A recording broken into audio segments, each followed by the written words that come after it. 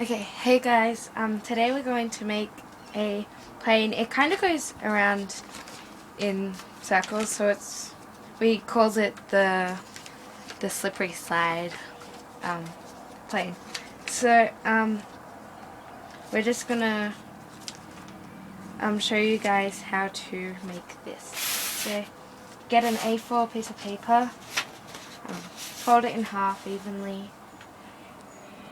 So it's in half that. Okay, open it back up, fold the corners in so they meet in the middle, like that. Then you fold the center down so it's about that far, about a centimeter or two, I'm not quite sure. Anyway, you fold it back up so about the same amount that we had down the bottom is up the top, sticking out, and then we just fold it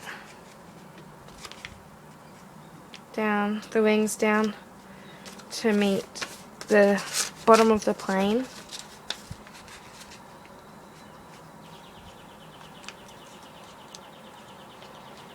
Just like that. So that's how you make this plane. It doesn't really go far distance, but it works for a fun plane to make.